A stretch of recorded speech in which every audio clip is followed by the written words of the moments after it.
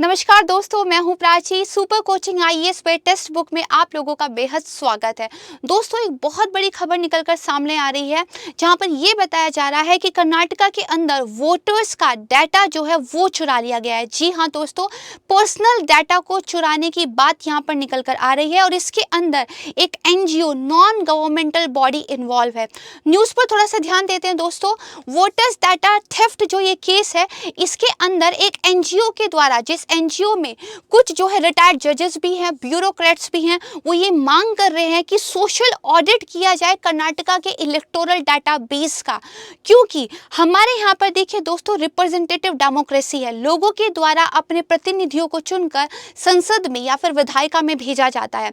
यदि voting list में कोई माल प्रैक्टिस हो जाए, वोटर्स के डाटा में अगर कुछ मिसमैच हो जाए, तो डेमोक्रेसी के लिए ये ठीक नहीं माना जाएगा। इंडिया को वर्ल्ड के लेवल पे मदर ऑफ डेमोक्रेसी माना जाता है और ऐसा हमारे ट्रांसपेरेंट इलेक्टोरल प्रोसेस की वजह से है। यदि इस इलेक्टोरल प्रोसेस पर सवाल उठते हैं तो ये हमारे लिए नहीं ठीक होगा। यहाँ पर बेसिकली देखिए कि सोशल ऑडिट को बोला गया एक्सट्रीमली इंपॉर्टेंट है, क्योंकि ये जानना जरूरी है कि अगर कुछ बोगस नेम, कुछ डुप्लीकेटेड नेम लिस्ट में ऐड किए गए हैं तो उनको हटा दिया जाए। दोस्तों, यहाँ पर बेसिकली अपोजिशन की तरफ से एनजीओ को अक्यूज किया गया है कि उन्होंने लार्ज स्केल इलेक्टोरल फ्रॉड किया है, माल प्रैक्टिसेस की है, मैनिपुलेशन किया है वोटर लिस्ट का। द हिंदू में आप देख सकते हैं कि Karnataka voter data theft case क्या है, इसको लेकर एक पूरा आर्टिकल सामने आया था। तो दोस्तों, पहले ये पूरा केस क्या है इसको थोड़ा सा समझने का प्रयास करते हैं। उससे पहले एक और न्यूज सामने निकल कर आई है। 2 आईएएस ऑफिसर्स को बेसिकली सस्पेंड कर दिया गया है यहाँ पे इसी केस के मामले में, और यहाँ के जो सीएम है उन्होंने इम्पार्शियल प्रोब करने की जो है जांच यहाँ पर की है। आइए अब थोड़ा सा समझते हैं इस केस के बारे में। देखिए, बेंगलुरु में जो महानगर पालिका है, बृहट बेंगलुरु महानगर पालिका, इन्होंने 2018 में एक एनजीओ को इलेक्टोरल प्रोसेस के बारे में अवेयरनेस क्रिएट करने के लिए परमिशन दी। परमिशन क्या दी कि आप घर घर जाइए, सर्वे कीजिए और लोगों को जो है इलेक्टोरल प्रोसेस के बारे में समझाइए। यहाँ पे देखिए बताया गया है, permission granted to the trust conduct house to house survey to help create awareness. वो ट्रस्ट कौन सा था दोस्तों? चिलुम शैक्षिक सांस्कृतिक और ग्रामीण विकास ट्रस्ट। ये एक एनजीओ थी जिनको बेसिकली इलेक्शन कमीशन की एक एप्लीकेशन के बारे में, that is systematic voters education and electoral participation, SVEEP जिसको बोलते हैं, इसके बारे में अवेयरनेस जो है लोगों के बीच में क्रिएट करने के लिए परमिशन जो है बीबीएमपी के द्वारा दी गई थी। लेकिन यहाँ पे एनजीओ के द्वारा एक फ्रॉड किया गया। उन्होंने बीबीएमपी के वर्कर्स के रूप में अपने आप को इम्पर्सनेट किया। आइडेंटिटी कार्ड जो है उनके पास मिले हैं और उस आइडेंटिटी कार्ड के भरोसे उन्होंने लोगों को ये भरोसा दिलाया कि वो सरकारी ऑफिशियल्स हैं, और वहां पर उन्होंने लोगों से उनकी पर्सनल डिटेल्स पूछी है।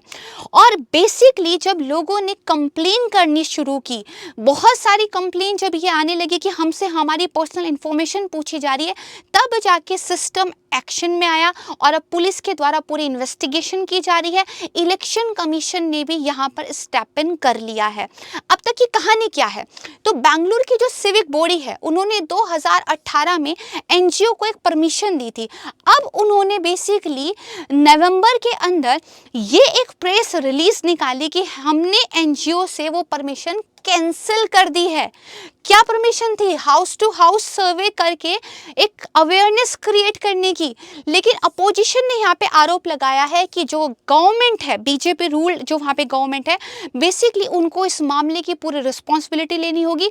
लेकिन जो तत्कालीन सरकार है उसका ये कहना है कि जिस वक्त एनजीओ को ये परमिशन मिली थी उस वक्त हमारी सरकार नहीं थी।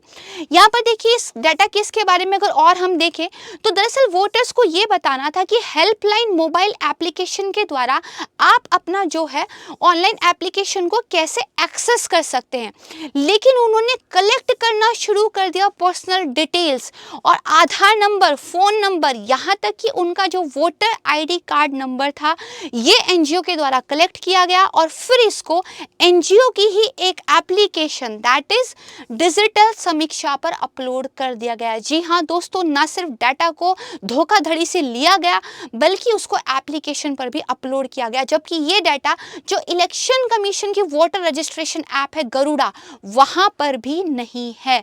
ये था पूरा मामला दोस्तों। अभी देखिए बीबीएमपी के द्वारा 2 एफआईआर रजिस्टर कर दी गई हैं, जिनमें आईपीसी का सेक्शन 406 है क्रिमिनल ब्रीच ऑफ ट्रस्ट, 419 है चीटिंग ऑफ पर्सनेशन, 420 है चीटिंग एंड 468 फ्रोजरी। यहाँ पर बेसिकली रेवेन्यू ऑफिसर्स को नोटिस भी दिया गया है। 3 रेवेन्यू ऑफिसर्स यहाँ पे सस्पेंड कर दिए गए हैं, क्योंकि वो दरअसल इलेक्टोरल जो रोल्स होते हैं उनको रिवीजन करने के इंचार्ज थे। उनको कहा गया था कि आधार कार्ड को इलेक्टोरल रोल के साथ आपने लिंक करना है।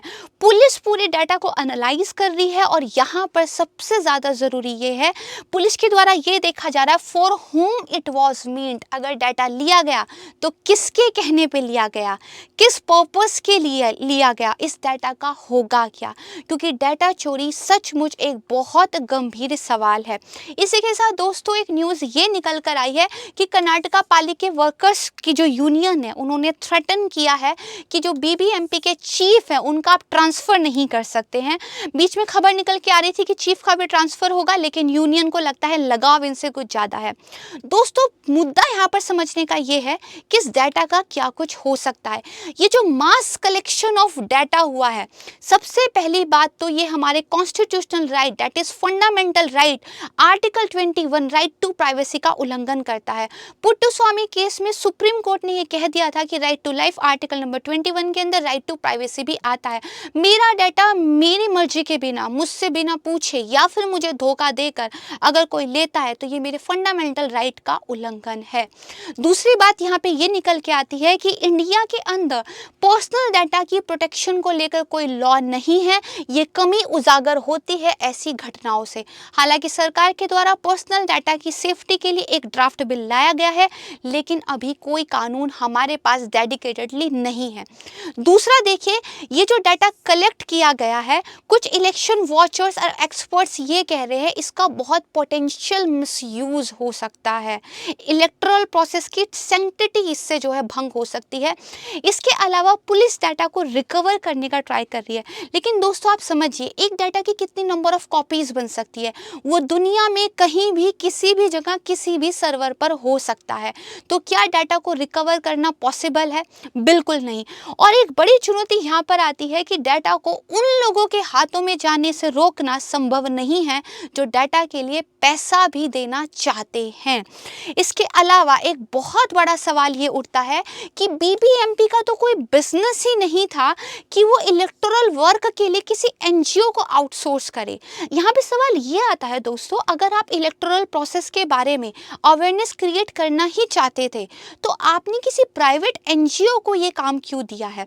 और दोस्तों एक बहुत इंटरेस्टिंग और सबसे महत्वपूर्ण सवाल यहाँ पर ये भी उठता है कि जो एनजीओ ने फील्ड लेवल जो ऑफिशियल्स थे उनको जो हायर किया है, आइडेंटिटी कार्ड बने हैं, जो हाउस टू हाउस सर्वे हुआ है, जो एक बहुत हैक्टिक काम है जिसमें काफ़ी रिसोर्सेज लगती है, इसके लिए पैसा कहाँ से आया है?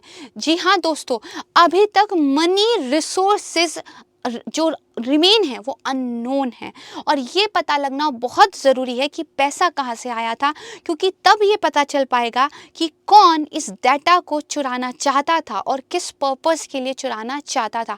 आने वाले टाइम में क्या अपडेट रहेंगी हम देखते रहेंगे। यहाँ पर आपको ये पूरा मुद्दा समझ में आ गया है। अगर आप हमारे चैनल पर नए हैं तो super coaching IAS by textbook को सब्सक्राइब ज़रूर कीजिएगा। इसी तरह के इंपॉर्टेंट इश्यूज़ हम आपके लिए लेकर आते रहेंगे। अगर ये मुद्दा न्यूज़ में था तो फंडामेंटल राइट्स आर्टिकल नंबर 21, इसके अलावा पर्सनल डाटा की सेफ्टी को लेकर जो बिल है ये आपके लिए महत्वपूर्ण हो जाता है। इसको डिटेल में पढ़िएगा। बहुत जल्द मिलूंगी आपको एक नई वीडियो के साथ। तब तक के लिए थैंक यू सो मच। नमस्कार।